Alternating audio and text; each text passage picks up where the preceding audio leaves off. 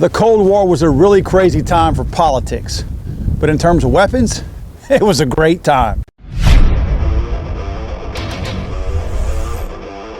Guys, welcome back to, I guess it's our fifth installment of our Cold War rifle series here at Legally Armed America. This time we're going to be talking about the G3. This is one from PTR.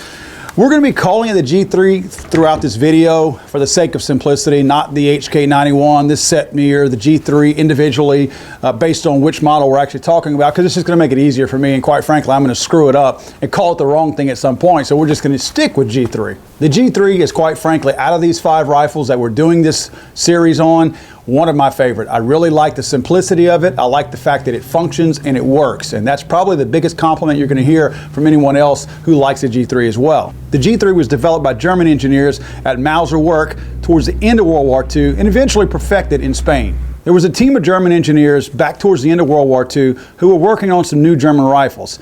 They'd been working on a German design called the STG-45M. In 1950, one of those technicians, Ludwig Vorgrinder, moved to Spain and helped them develop the LV50, which would eventually become the CETME A version of the G3. It was a roller delayed blowback design, very similar to the STG-44. The only drawback to it was that the fixed barrel was prone to cartridges sticking in the chamber. Now, when the Spanish eventually worked on this at CETME, they actually created a fluted barrel system that gave the casing room to move around so that it didn't get stuck in there. What was happening is you had such tremendous pressure that built up in the chamber that sent the bolt carrier rearward that it had an issue with jamming your cartridges in the chamber itself. And by fluting that gave those gases room to move around and kind of kept the casing floating in the chamber, if you will, so that it didn't stay jammed in there and had room to blow out of it. That's one of the characteristics of brass that's been shot in one of the CETMEs or the G3s, is the fact that you can see the markings on the casing itself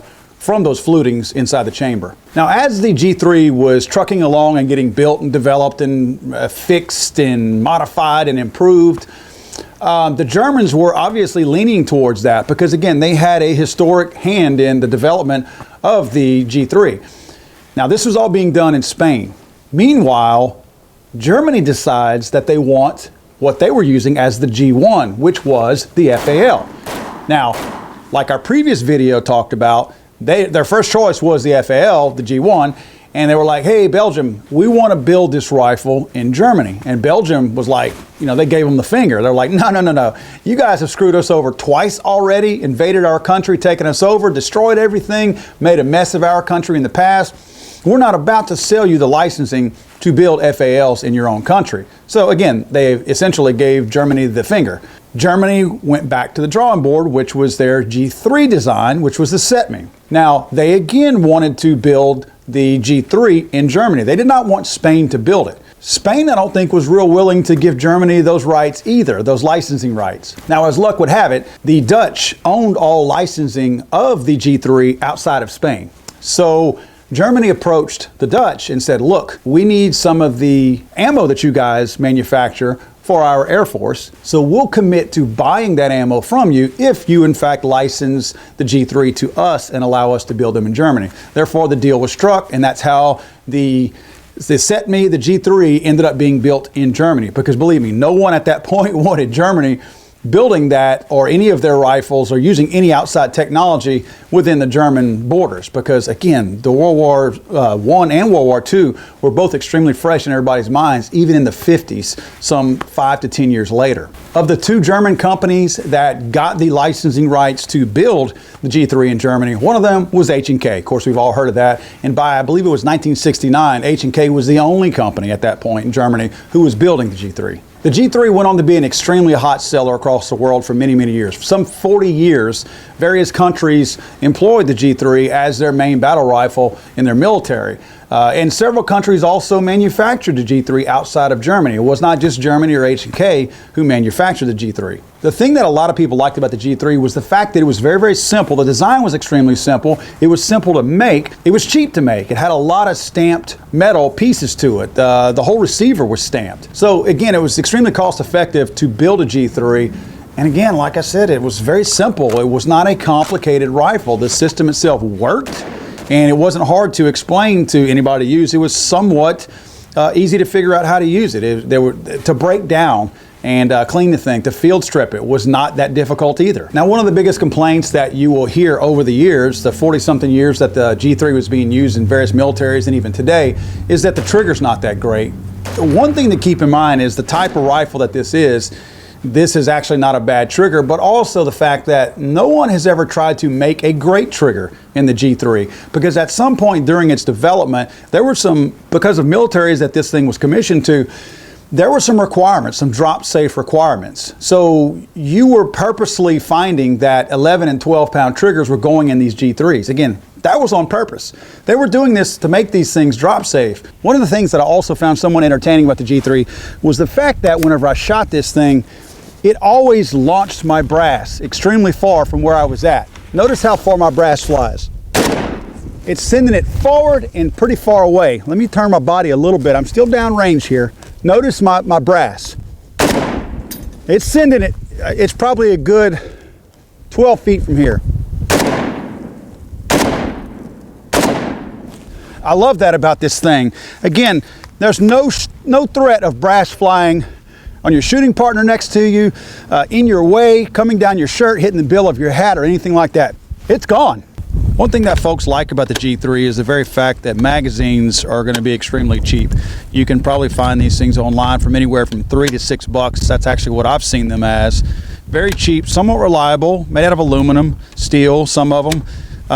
They actually experimented with some plastic magazines, I want to say back in the 50s or 60s. Kind of a disposable magazine concept. That didn't last very long, mainly because the aluminum, I mean, you got to figure if they're $3 to $6 now, the aluminum and the steel magazines back then were extremely cheap, super reliable, and obviously stronger than the polymer ones. So there was no need to pursue the polymer magazines from back then anyway. I can tell you I'm also really fond of the way the mags are inserted into the G3. They're very positive. You don't have to have that rocking motion. I know a lot of people will say that the cock and lock magazines are extremely reliable and they hold in place. Yeah, I agree with that. And you do have a little mark up here at the front that thing needs to go into. But it's not like the M14 where you have to literally lock that front knob and then rock the whole thing into place. The G3s, you can put them in a number of different positions and they're going to lock into place. Again, you don't have to be quite as deliberate. You can be messy, you can be sloppy in how you insert your magazine into your G3 and it's still going to work. As you guys no doubt already know, the government is notorious for screwing things up for us and taking our cool toys away from us. All of the receivers that you're going to find on any of the more modern G3s out there, ones that aren't actually classified as machine guns, all the receivers are manufactured in the United States. We're just not allowed to import any receivers from any of the weapons that were overseas that were at some point were at some point fully automatic, because our government won't let us have those. Even if we're not bringing them in as fully automatic, they still won't allow us to receive those. So any receiver that you see on a modern G3 was made in the United States. This is with the Century Arms one, and again, it's a little bit more modernized. You'll notice the Picatinny rail on top. Obviously, the PTR doesn't have that, as it is more of a classic design, but this does allow you to put optics on the rifle itself. To expand on the simplicity of the G3, they were extremely easy to use, relatively intuitive when you got them out into the field. All you pretty much did is you load a magazine, get the charging handle where it needed to be, and you were good to go. There wasn't a whole lot of guesswork that went into using one of these things. Safety selector switch, very intuitive on the side of the weapon, easy to access, and as far as firing the thing, you didn't fight it. These things were made originally in select fire, and as you can see, this is not select fire. As you can see in rapid fire, it was very easy to still maintain control over. It didn't have this crazy muzzle rise up and to the right that unfortunately plagued the M14. The sights, well, these on the PTR, it's kind of a barrel sight right there.